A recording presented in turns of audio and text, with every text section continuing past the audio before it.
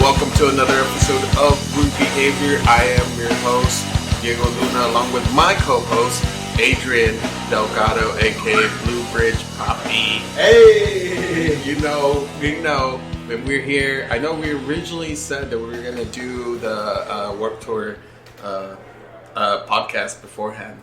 But when Mad Cow Disease comes and knocks at your door and they say they want to record a podcast, we want to record a podcast. So in the studio, we have George and Bernie from Mad Cow Disease. Who's Bernie? No. I've never heard of that. Oh no, me neither. All I know is Bernie Garcia. That's all I know. Yeah. That's all I know. Who's that guy? What's up, man? How you doing? Pretty good. How are you guys? Good. What's up, Adrian? You're a little bit quiet over there. I'm good over here. We've had a couple White Claws. It is midnight right now. Midnight. We're in Beautiful Barrio Logan, San Diego, California. We are over here at the bodega. En La Bodega Art Gallery. Never been here in my life. First time here. This might be one of the last times we are here. Yeah. Yes. Actually, the first show this season we recorded at La Bodega. So shout out to them. Shout out to this. And shout out to my man Israel. Honored to be here. Honored to be here. Yo, Israel, our guitarist is here present.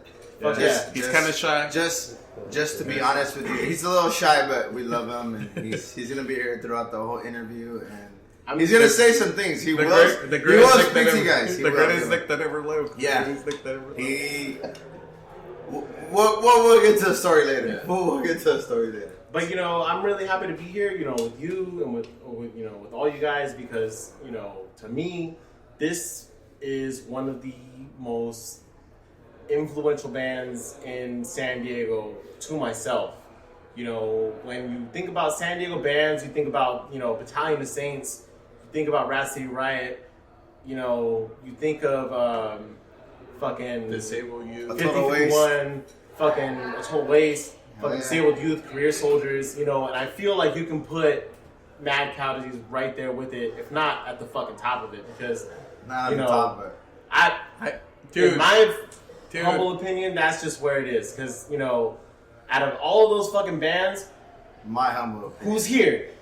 You guys are here, and I respect it. Shout out to fucking Rat City Riot, because they've been fucking putting it down for generations now. But I just want to as say, far as San Diego Punk, that's I'm stoked to be here with you guys. I just want to say, I know we said it in the past episode, but one of the proudest moments, and it wasn't even my moment of this year, was I got to see these guys at a festival in LA, and I got to take their photographs, and they were playing to 5 people most of the time, and then it grew up to maybe I want to say at least 50 or 100 people, and to see that and to see people that I grew up with come up like that, play at a festival, it was just I think I told Anthony, shout out to Anthony, we're recording with Anthony today. He's here. Yes. But it felt like I say it all the time, I feel like I was getting teary-eyed, bro. Absolutely. I almost wanted to cry, because it was the proudest moment I've ever had in my life. And and that showed me seeing a successful band like this go up to LA and doing stuff like that and being recognized by the LA scene, which they don't take kindly to San Diego bands and shit. It can be a little funky sometimes, for sure. And so for me seeing that, I think it was beautiful. I think it was wonderful to see that. And, I don't know what Bernie, your experience was like that at No Violence Festival.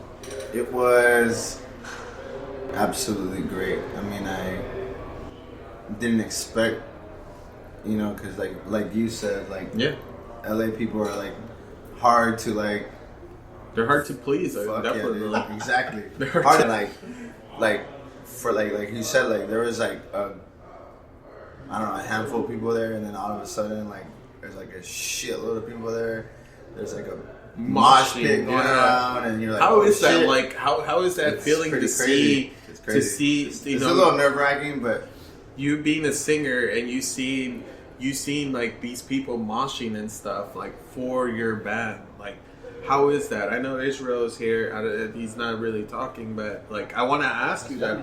How is that? How is that feeling to have like maybe like 5 people in front of you, and then up to like maybe like 50 or 60 people like moshing, singing your song, or maybe hearing your song for the first time? You know? Honestly, there was like people there singing our song. I was like, what the fuck, dude? Like, it gives, like, I don't know, it gives energy, I guess. Like an affirmation, like to be like, holy shit, like what I'm doing is actually fucking great. Yeah, and then it makes, I noticed like it makes him go even crazier. Yeah. And be more, I guess, I don't know. More active. Yeah. It's a thing of like people aren't out there like to see like what we practice and what we do behind it, like, you know, like all this shit we have to go through like to get the music there, and like how hard it is. Absolutely, dude. This is a fucking. It's hard, bro. It's a job, bro. It's It's a second job. There's a reason why, you know. It is.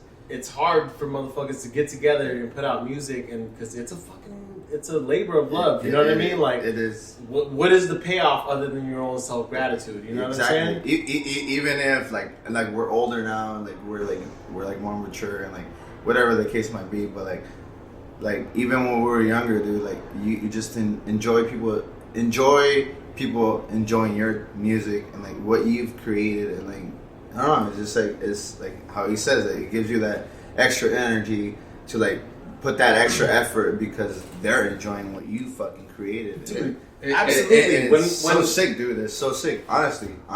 When I go to your guys' shows, I love that shit.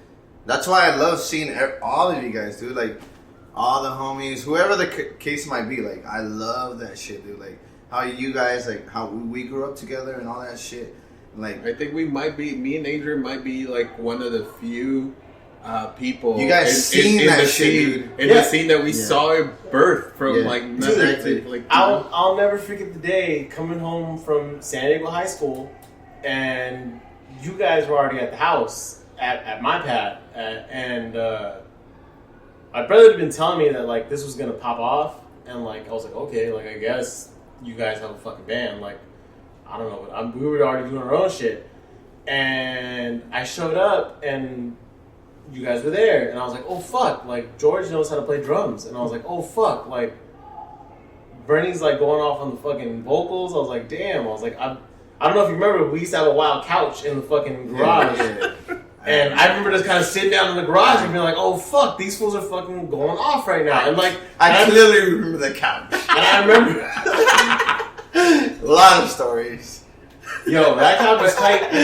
But it's like we go back, and when we talk about backyard dance halls and stuff, like going back a little bit, and it was like, oh, that how iconic was your shed and stuff, like where it comes to bands and stuff. And obviously, to me, dude, that shit was prison to us for like a whole year. Well, honestly, well, like you know, like because we were talking about good prison though, good prison. It was tough in the summer. Yeah, it was tough. We were talking about George. We have a lot of stories about George. We can't wait till George comes here and fucking putting fucking plastic bags over certain things.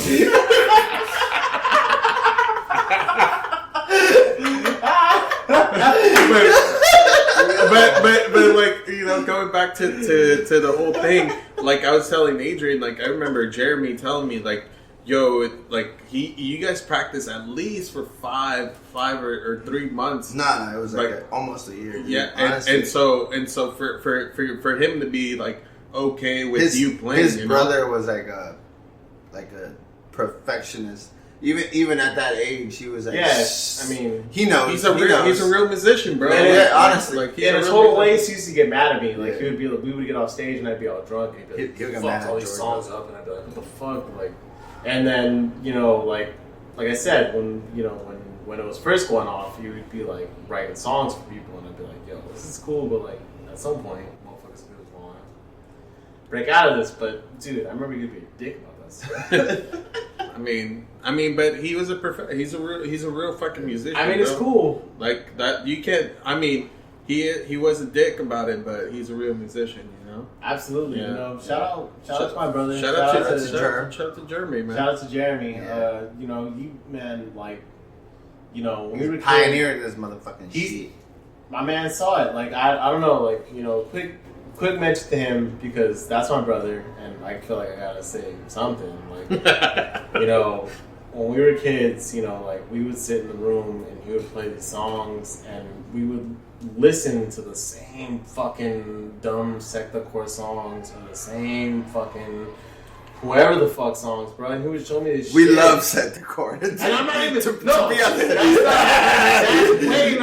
That's why Matt Accountancy started playing ska. well, like, you know, and then he would, you know, because we shared a room, and he would sit there all day, and he had this keyboard that he got for Christmas one year, and I remember he would just sit there and play these fucking songs, and he would like be like, "Yo, like this is what I've been working on this weekend," and like, and sometimes we would go like in the fucking garage, like, and go work that shit out. You know what I mean? And like, I wasn't a good ska drummer at all, but I could, you know, figure out some punk stuff with him. You know what I mean? Like I get stoked when I fucking hear that fucking Mujeres Satánica fucking beat, because I remember when me and him were working that shit out in the garage. That, at least that intro, George fucking took that ska drumming and like the whole fucking upstroke to it a whole nother level. But I can always remember me and my brother fucking playing out that fucking intro and being like, this is some shit, you know what I mean? Like,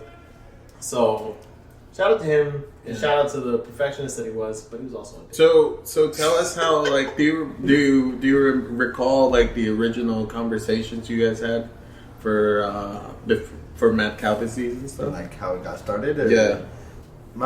Basically, we fucking, I don't know, George hit me one day.